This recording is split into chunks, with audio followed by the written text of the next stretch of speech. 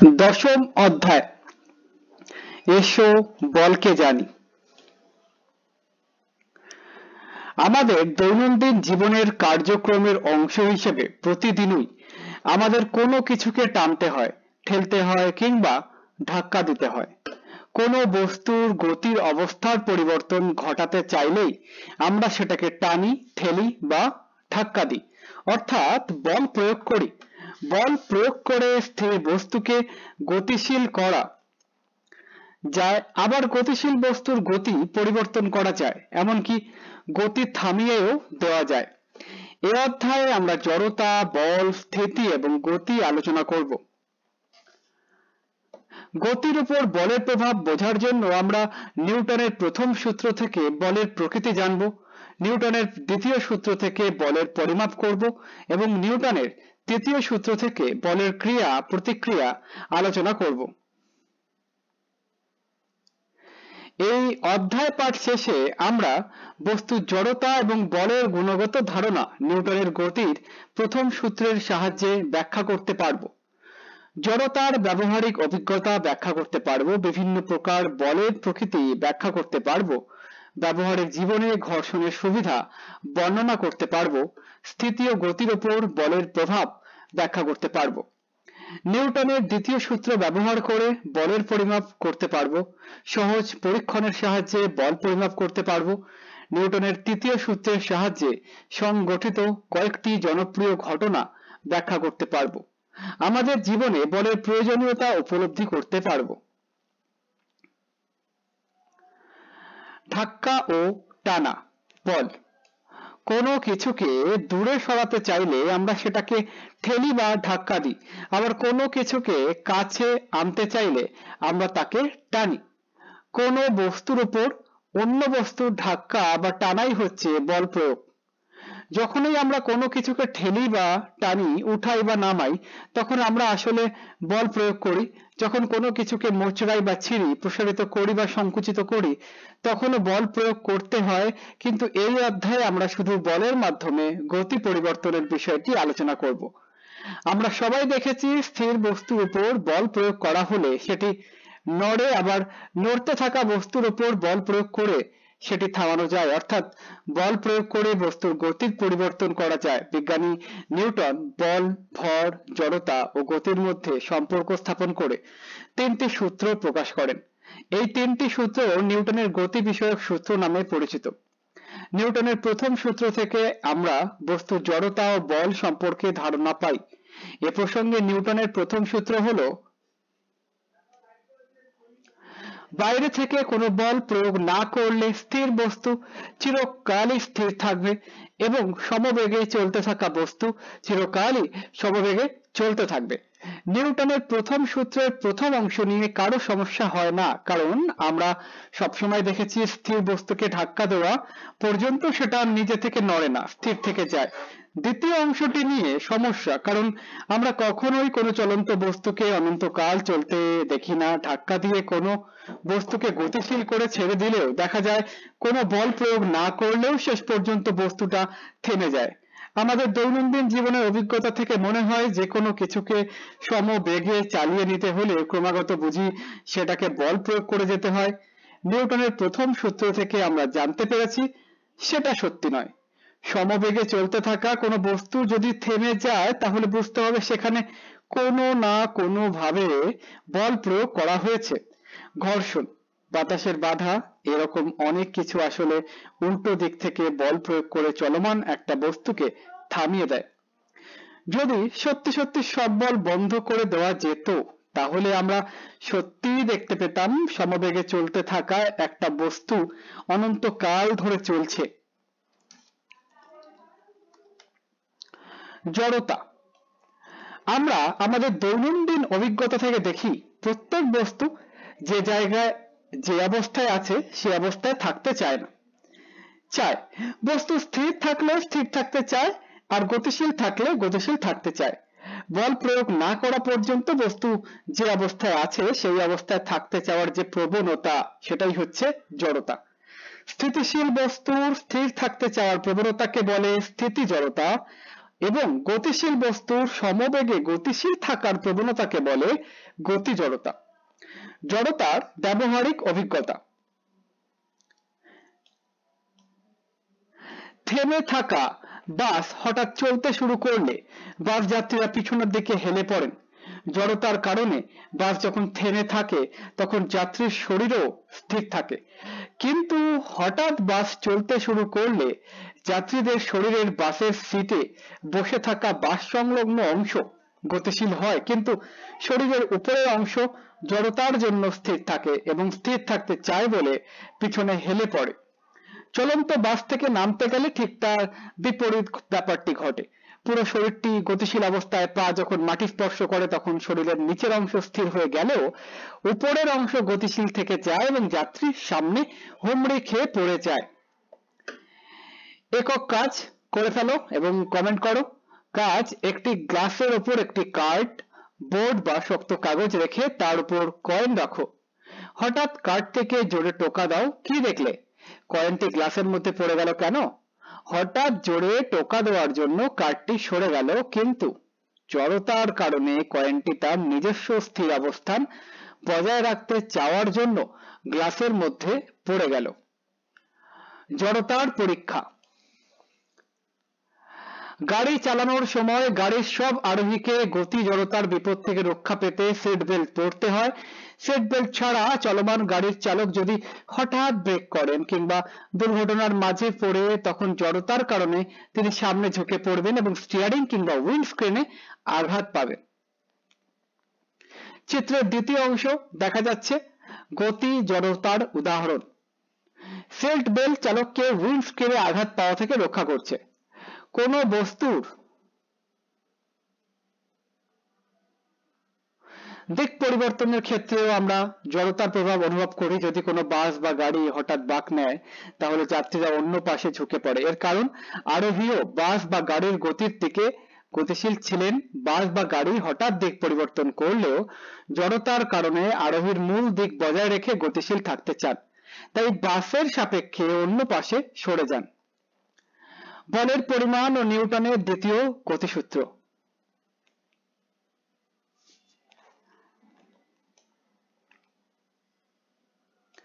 আমরা নিউটনের প্রথম সূত্র থেকে জেনেছি যে বস্তুর গতির অবস্থার পরিবর্তন করতে হলে, অর্থাৎ স্থির বস্তুকে গতিশীল করতে হলে বা গতিশীল বস্তুর গতির পরিবর্তন করতে হলে বল প্রয়োগ করতে হবে।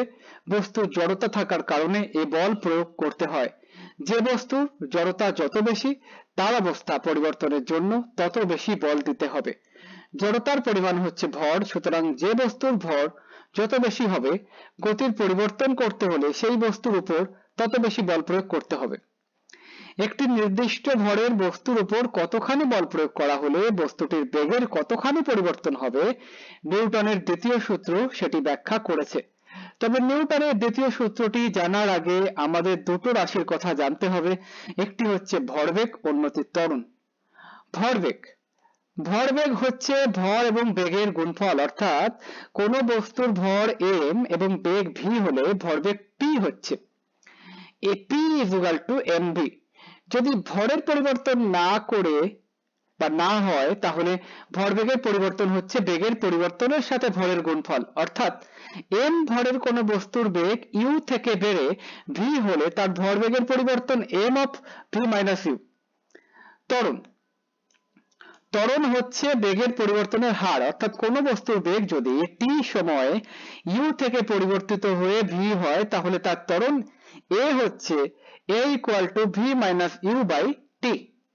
আমরা যদি ভরবেগ এবং ত্বরণ বুঝে থাকি তাহলে নিউটনের দ্বিতীয় সূত্রটি বোঝা খুবই সহজ।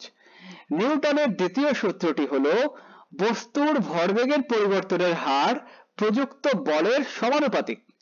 তবে বলকে এমন ভাবে সংজ্ঞায়িত করা হয়েছে যে আমরা সমানুপাতিক না বলে সমান বলতে পারি, অর্থাৎ আমরা বলতে পারি কোন বস্তুর ভরবেগ t সময়ে mu থেকে পরিবর্তিত হয়ে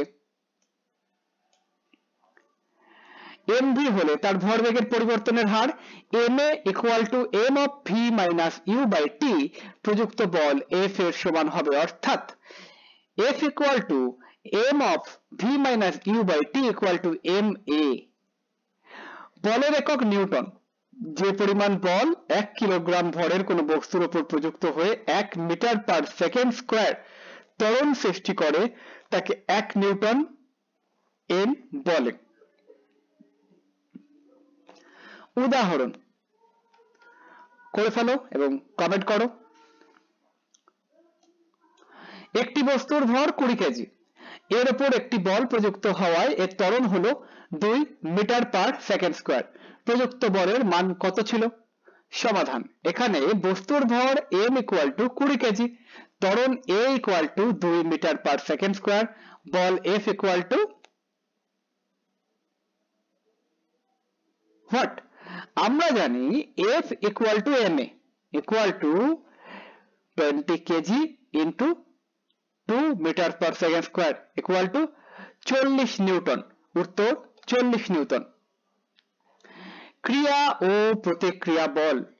তুমি যদি হাত মুষ্টিবদ্ধ করে দেওয়ালে একটা ঘুষি দাও তাহলে নিশ্চিতভাবেই তুমি তোমার হাতে ব্যথা পাবে। ঘুষির মাধ্যমে তুমি দেওয়ালকে বল দিয়েছো।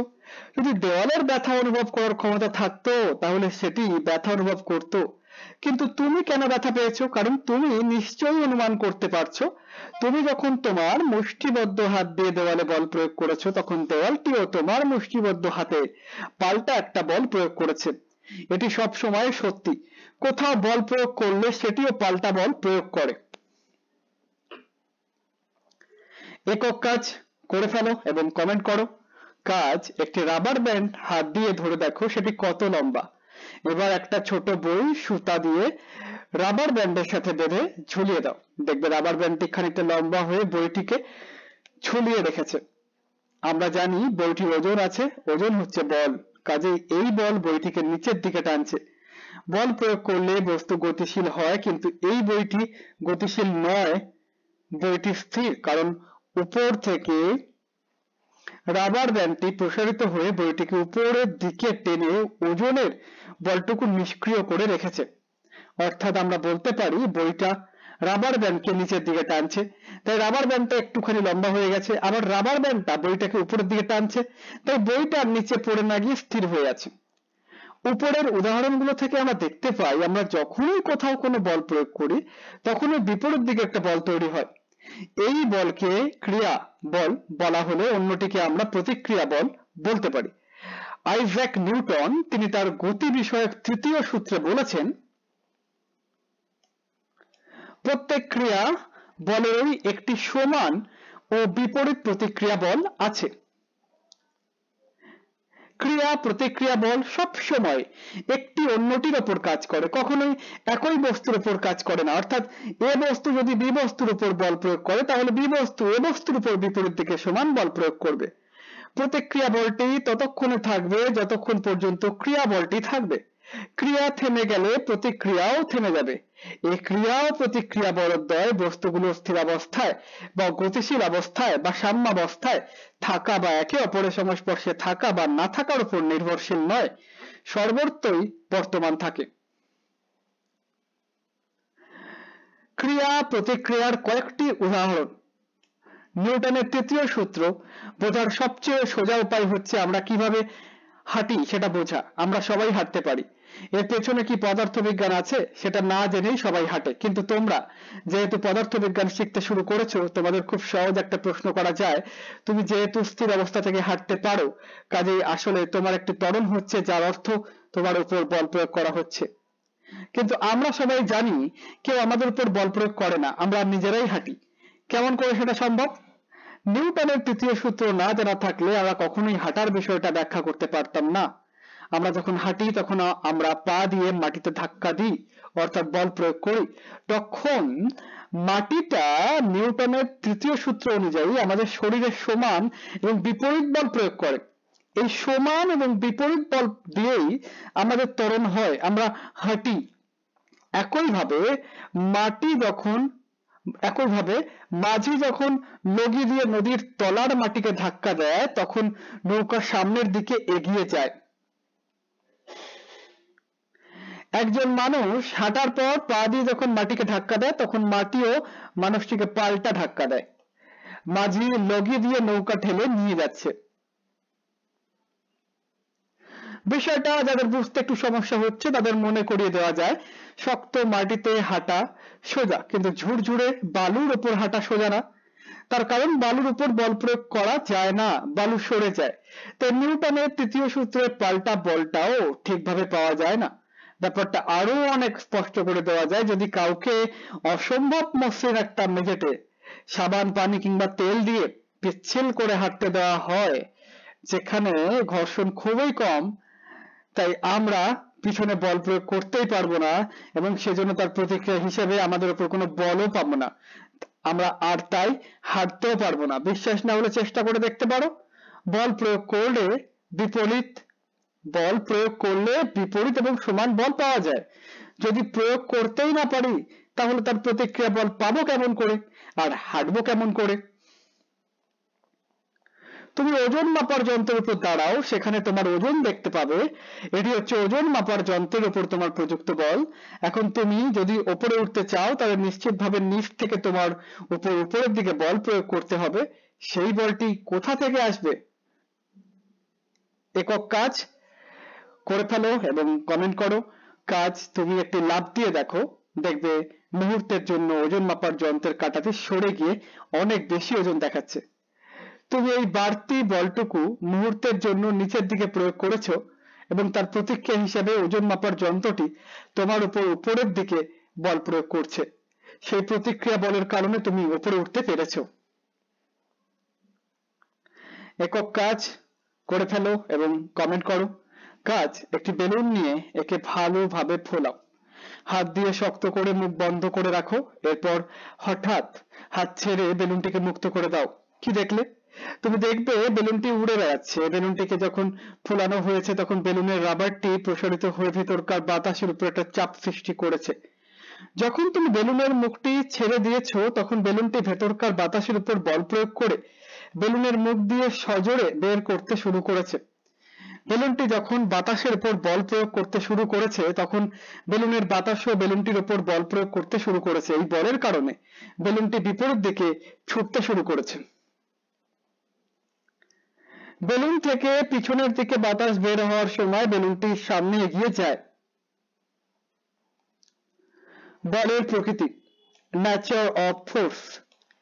চারটি মৌলিক বল। পৃথিবীতে কত ধরনের বল আছে জিজ্ঞেস করা হলে তোমরা নিশ্চয়ই বলবে অনেক ধরনের।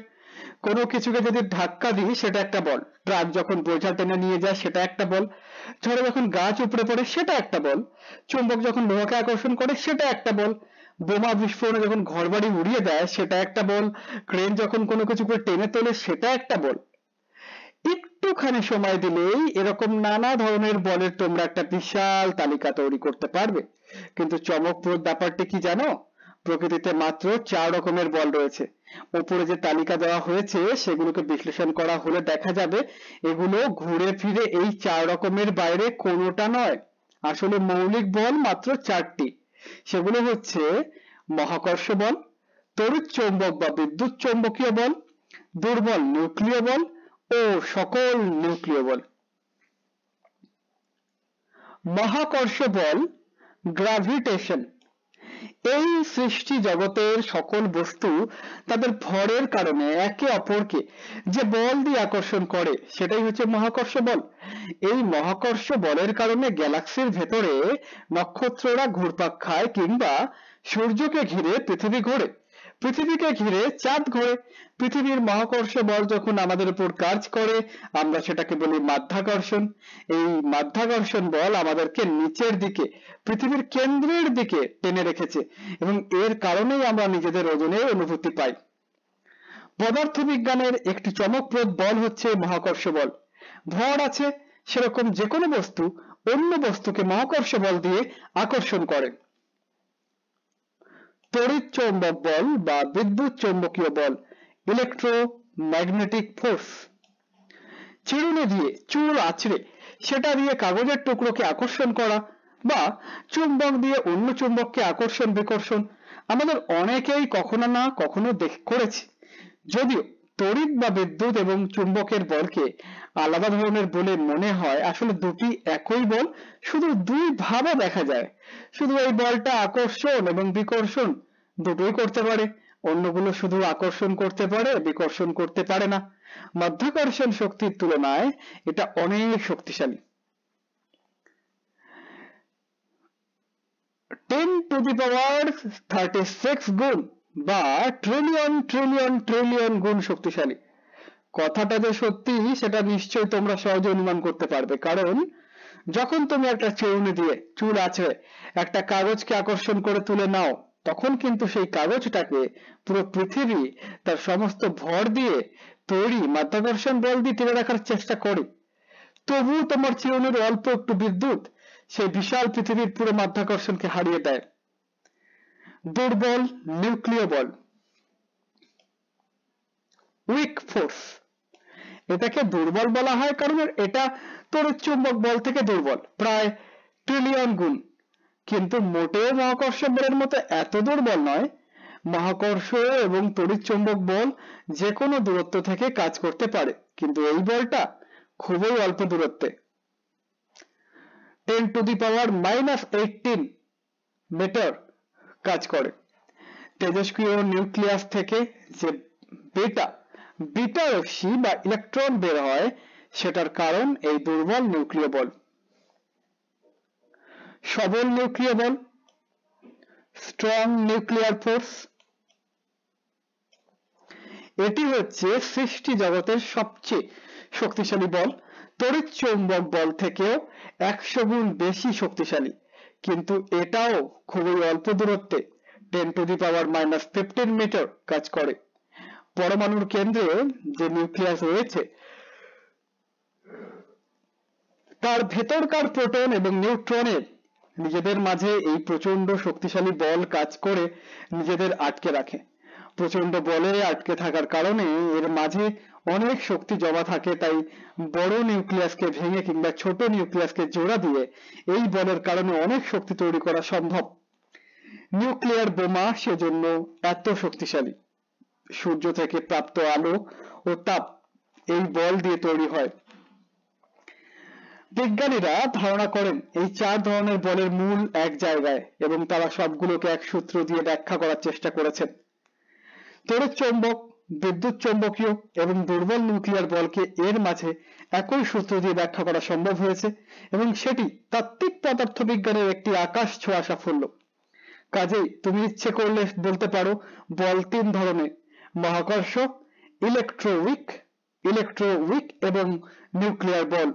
কেউ এটাকে ভুল বলতে পারবে না। অন্যগুলোকেও এক সূত্রে গাঁথার জন্য বিজ্ঞানীরা কাজ করে যাচ্ছেন। স্পর্শ বল এবং অস্পর্শ বল।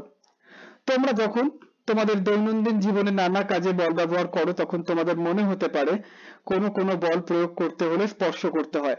ক্রেন দিয়ে ভারী জিনিস তোলা, কোনো কিছুকে ধাক্কা দেওয়া, কিংবা চলতে চলতে ঘর্ষণের জন্য চলন্ত বস্তুর থেমে যাওয়া। আবার তোমরা লক্ষ্য করেছো কোনো বল প্রয়োগের জন্য স্পর্শ করতে হয় না। কোনো কিছু ছেড়ে দিলে মাধ্যাকর্ষণ বলের জন্য নিচে পড়া, চুম্বকের আকর্ষণ। কাজেই আমরা বলকে স্পর্শ এবং অস্পর্শ দুই ধরনের বলে ভাগ করতে পারি। স্পর্শ বলের উদাহরণ হিসেবে আমরা ঘর্ষণ বল নিয়ে আলোচনা করব। যদিও আমরা ঘর্ষণ বলকে স্পর্শ বলের উদাহরণ হিসেবে আলোচনা করছি, কিন্তু তোমরা নিশ্চয়ই বুঝতে পারছো আমরা যেখানে স্পর্শ করছি বলে ধারণা করছি, সেখানে কিন্তু পরস্পরের অণু পরমাণু, তাদের ঘিরে ঘূর্ণায়মান ইলেকট্রন সরাসরি স্পর্শ দিয়ে নয়, তাদের তড়িৎচুম্বক বল দিয়ে একে অন্যের সাথে কাজ করছে। অন্য কথায় বলা যায়, আমরা যদি আণবিক পারমাণবিক পর্যায়ে চলে যাই, তাহলে সব বলই অস্পর্শক। এক পরমাণু অন্য পরমাণুকে আকর্ষণ বিকর্ষণ করে দূর থেকে তাদেরকে আক্ষরিক অর্থে স্পর্শ করতে হয় না।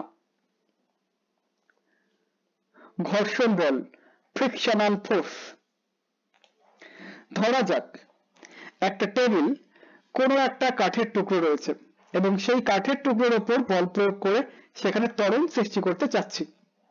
ধরা যাক চিত্রে যেভাবে দেখানো হয়েছে সেভাবে বলটির উপর বাম থেকে ডানে এফ বল প্রয়োগ করছি। দেখা যাবে কাঠের টুকরো টেবিলের সাথে কাঠের টুকরোর ঘর্ষণের কারণে একটা ঘর্ষণ বল এফ তৈরি হয়েছে, এবং সেটি ডান থেকে বাম দিকে কাজ করে প্রয়োগ করা বলটিকে কমিয়ে দিচ্ছে।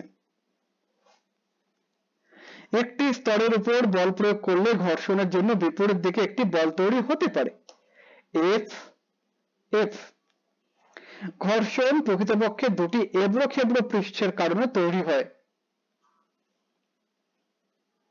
কাঠের টুকরোর উপরে যদি খানিকটা ওজন বসিয়ে দিই, দেখা যাবে ঘর্ষণ বল আরো বেড়ে গেছে। ঘর্ষণ বল কিভাবে তৈরি হয় ব্যাপারটি বুঝতে পারলেই আমরা দেখবো এতে অবাক হওয়ার কিছু নেই। যদিও আপাত দৃষ্টিতে কাঠ, টেবিলকে কিংবা যে দুটো তলদেশের মাঝে ঘর্ষণ হচ্ছে অনেক মসৃণ মনে হয়, কিন্তু অনুবীক্ষণ যন্ত্র দিয়ে দেখলে দেখা যাবে সব তলদেশেই এবড়ো খেবড়ো, এবং এই এবড়ো খেবড়ো অংশগুলো যখন একে অন্যকে স্পর্শ করে বা খাঁজগুলো একে অন্যের সাথে আটকে যায়, সেটার কারণেই গতি বাধাপ্রাপ্ত হয়। আমরা বলি বিপরীত দিক থেকে ঘর্ষণ বলের জন্ম হয়েছে। যদি দুটো তলদেশকে আবার আরো চাপ দেওয়া হয়, তাহলে এবড়ো খেবড়ো অংশ আরো বেশি একে অন্যকে স্পর্শ করবে, একটির খাঁজ অন্যটির আরো গভীর খাঁজে ঢুকে যাবে এবং ঘর্ষণ বল আরো বেড়ে যাবে। ঘর্ষণের জন্য তাপ সৃষ্টি হয়, সেটা অনেক সময় সমস্যা। যেমন গাড়ির সিলিন্ডারে পিস্টনকে ওঠানামা করার সময় সেখানে ঘর্ষণের জন্য তাপের সৃষ্টি হয়, আর সেই তাপ নিয়ন্ত্রণ করার জন্য গাড়ির ইঞ্জিনকে শীতল রাখতে হয়, তাই সেখানে ঘর্ষণ কমানোর জন্য নানা ধরনের ব্যবস্থা নেওয়া হয়। ঘর্ষণের প্রকারভেদ। ঘর্ষণকে 4 ভাগে ভাগ করা হয়: স্থিতি ঘর্ষণ, গতি ঘর্ষণ, আবর্ত ঘর্ষণ এবং প্রবাহী ঘর্ষণ। স্থিতি ঘর্ষণ, স্ট্যাটিক ফ্রিকশন। দুটি বস্তু একে অন্যের সাপেক্ষে স্থির থাকা অবস্থায় যে ঘর্ষণ বল থাকে সেটা হচ্ছে স্থিতি ঘর্ষণ। স্থিতি ঘর্ষণের জন্য আমরা হাঁটতে পারি, আমাদের পা কিংবা জুতোর তলা মাটিতে স্থিতি ঘর্ষণে আটকে থাকে এবং পিছলে পড়ে যায় না। গতি ঘর্ষণ, স্লাইডিং ফ্রিকশন। একটি বস্তুর সাপেক্ষে অন্য বস্তুর যখন চলমান হয় তখন যে ঘর্ষণ বল তৈরি হয় সেটি হচ্ছে গতি ঘর্ষণ। সাইকেলের ব্রেক চেপে ধরলে সেটি সাইকেলের চাকাকে চেপে ধরে এবং ঘুরন্ত চাকাকে গতি ঘর্ষণের কারণে থামিয়ে দেয়। গতি ঘর্ষণ ওজনের উপর নির্ভর করে, ওজন যত বেশি হবে গতি ঘর্ষণ তত বেশি হবে। আবর্ত ঘর্ষণ, রোলিং ফ্রিকশন। একটি তলের উপর যখন অন্য একটি বস্তু গড়িয়ে বা ঘুরতে ঘুরতে চলে তখন সেটাকে বলে আবর্ত ঘর্ষণ। সবগুলো ঘর্ষণ বলের মধ্যে এটা সবচেয়ে ছোট, তাই আমরা সব সময় সকল রকম যানবাহনের মাঝে চাকা লাগিয়ে নিই। চাকা লাগানো সুটকেস খুব সহজেই টেনে নেওয়া যায়, যদি এর চাকা না থাকতো তাহলে মেঝের উপর টেনে নিতে আমাদের অনেক বেগ পেতে হতো। প্রবাহী ঘর্ষণ, ফ্লুইড ফ্রিকশন। যখন কোনো বস্তু তরল বা বায়বীয় পদার্থের ফ্লুইড ভেতরে দিয়ে যায় তখন সেটি যে ঘর্ষণ বল অনুভব করে সেটি হচ্ছে প্রবাহী ঘর্ষণ। প্যারাসুট নিয়ে যখন কেউ প্লেন থেকে ঝাঁপিয়ে পড়ে তখন বাতাসের প্রবাহী ঘর্ষণের কারণে ধীরে ধীরে নিচে নেমে আসতে পারে। মহাকাশযান অ্যাপোলো 15 ক্যাপসুল প্যারাসুট দিয়ে সমুদ্রে নামানো হচ্ছে।